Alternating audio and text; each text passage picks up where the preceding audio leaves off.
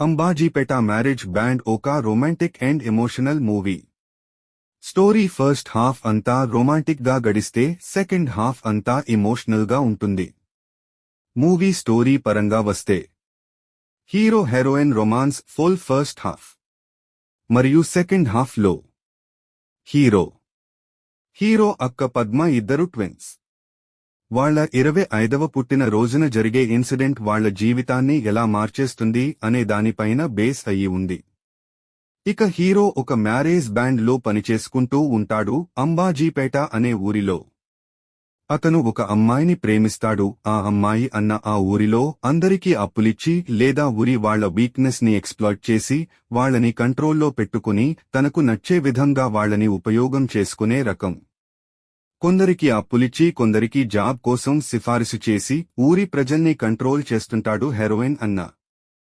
Hero heroine villain మరియు hero అక్క పద్మ పైన పూర్తి సినిమా బేస్ అయ్యి ఉంది. విలన్ హీరో అక్కని ఎలా ఇబ్బంది పెడుతాడు, వాళ్ళిద్దరూ అక్క తమ్ముడు ఈ ఇబ్బందుల్ని ఎలా ఎదుర్కొంటారు అనేది మూవీలో చూడొచ్చు. మూవీ ఫస్ట్ హాఫ్ లో కామెడీ బాగుంది. హీరో హీరోయిన్ రొమాన్స్ బాగుంది. ఒక్క కిస్సింగ్ సీన్ లో కొద్దిగా ఓవర్ అనిపిస్తుంది. మూవీ చాలా నేచురల్ గా ఉంటుంది. మూవీ సాంగ్స్ అండ్ మ్యూజిక్ బాగుంది. మూవీ సెకండ్ హాఫ్ లో కొద్దిగా లాగ్ అవుతుంది, ఒక 10 నిమిషాలు. Story out of the box అని కాదు, normal rich poor romance love story. Heroine అన్న ఆ లవ్ ని వ్యతిరేకిస్తాడు. బట్ ప్రెజెంటేషన్ బాగుంది.